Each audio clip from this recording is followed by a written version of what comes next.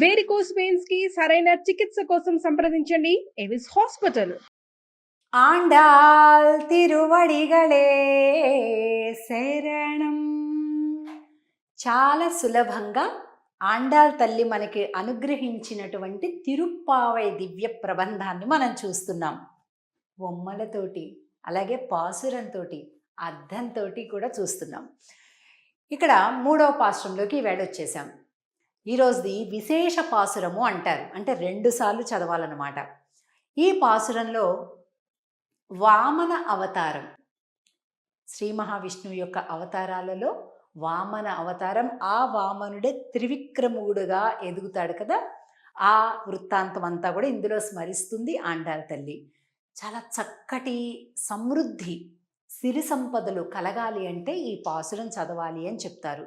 అలాగే మన ఇళ్లలో పిల్లలకి పుట్టినరోజు, పండగ రోజులు అలాంటప్పుడు హారతులు ఇస్తాం కదా, దీపావళి అప్పుడు హారతులు ఇవ్వటం, పిల్లల పుట్టినరోజులకు హారతులు ఇవ్వటం, అలాంటి సమయాల్లో అప్పుడు కూడా ఈ పాసురాన్ని చెబుతూ హారతి ఇస్తే చాలా శుభం అన్నమాట. సరే, దీని అర్థాన్ని చూద్దాం. ఓంగి, ఓంగి అంటే పెరిగి, ఓంగి ఉలగళంద ఉత్తమన్ పేర్పాడి நாங்கள் நம்பாவைக்கு சாத்தி நீராடினால் தீங்கின்றி நாடெல்லாம் திங்கள் மும்மாறி பெய்து ஓங்கு பெரும் சென்னெல் ஊடு கயலுகளா பூங்குவளை போதில் பரிவண்டு கண்படுப்பா தேங்காதே புக்கிருந்து சீர்த்தமுலை பத்தி வாங்கா குடம் நிறைக்கும் வள்ளல் பெரும் பசுக்கள் நீங்காத செல்வம் நிறைந்து ఏలోరెంబావాయ్.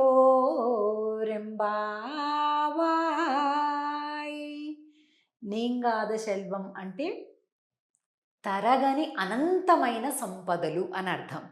అలాంటి వాటిని ఇచ్చేటటువంటిది ఈ పాసురం అని చెప్తుంది, వ్రత ఫలాన్ని చెప్తుంది ఆండాల్ తల్లి. ఇక్కడ వామన స్వామిని చూసాం మనం.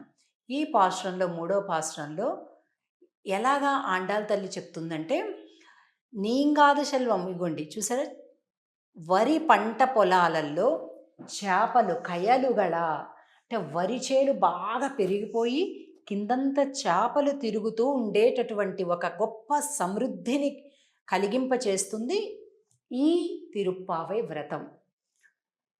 ఓంగి ఉలగళంద ఉత్తమన్ పేర్పాడి, ఉత్తముడి పాట పాడదాం.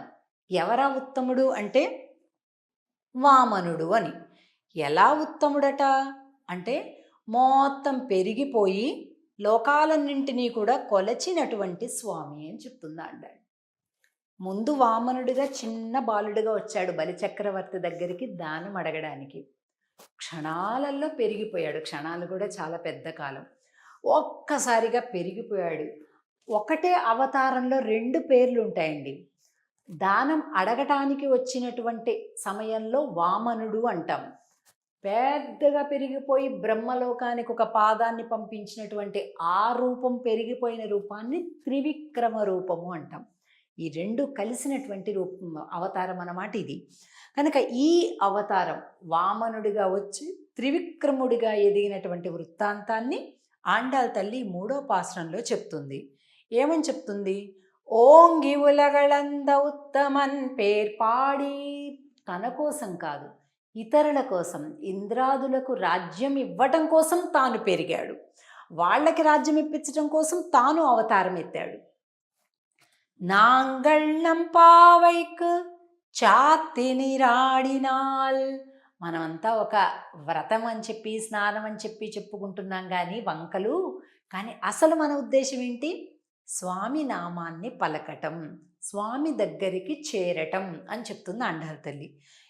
అలాగే తీంగిన్రి నాడెల్లాం తింగళ్ ముమ్మారి పెయ్దు, తీంగు ఇండ్రి అంటే ఈతి బాధలు లేకుండా ఉండాలి. ఈ అతివృష్టి అనావృష్టి ఇలాగా పంటలు పాడవటం, లేకపోతే ప్రభుత్వాలు రాజులు బాధిస్తుంటే బాధలు పడటం, వీటన్నింటినీ ఈతి బాధలు అంటారు. అవన్నీ ఏవి లేకుండా ఉండాలి. అంతేకాదు తింగళ్ ముమ్మారి పెయ్దు అంటే నెలకి 3 వర్షాలు రావాలి. 10 రోజులకు ఒక వర్షం, మరొక 10 రోజులకు ఒక వర్షం, మరొక 10 రోజులకు ఒక వర్షం, ఇలాగా నెలకి 3 వర్షాల చొప్పున వచ్చి హాయిగా క్షేమంగా అందరూ ఉండాలి. ఒకటేసారి వద్దన్న కొద్ది వానలు, ఎదురు చూసినా రాని వానలు అలా ఉండకూడదు అని చెప్తుంది ఆండాళ్ళ తల్లి ఈ పాసురంలో. అలాగే తీంగిన్ని నాడెல்லாம் తింగళ్ ముమ్మారి పెయ్దు ఓంగు పెరుం సెన్నెల్ ఊడు కయలుగళ.